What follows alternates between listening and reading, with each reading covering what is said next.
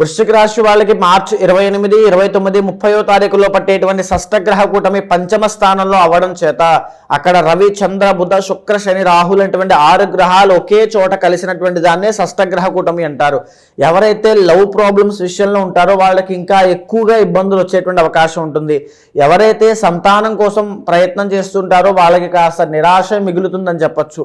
ఎవరైతే pregnant women ఉంటారో వృశ్చిక రాశికి సంబంధించిన వాళ్ళు వెరీ కేర్ఫుల్గా ఉండాలమ్మా. ఈ టైం అనేది కాస్త మంచిది కాదు. మీకు ఇంకా ఆరోగ్యాన్ని ఎక్కువగా కేర్ తీసుకోండి.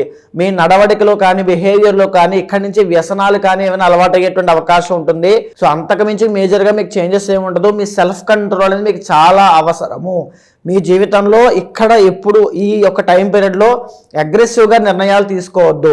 అందులోనూ మీ పర్సనల్ చార్ట్ ఖచ్చితంగా చెక్ చేసుకోండి. అక్కడ బాగుంది అంటే నో ప్రాబ్లం, ఇబ్బంది లేదు. ఒకవేళ అక్కడ కనుక దోషం ఉంది అంటే ఖచ్చితంగా మీ లైఫ్లో ఏదో సడన్ చేంజ్ రాబోతుంది అని ఒక సూచన ఇది. ఇష్టదేవతని, కులదేవతని ఎక్కువగా ఆరాధన చేయండి. పర్సనల్ చార్ట్స్లో దోషాలు ఉంటే ఖచ్చితంగా పూజలు నిర్వహించుకోండి.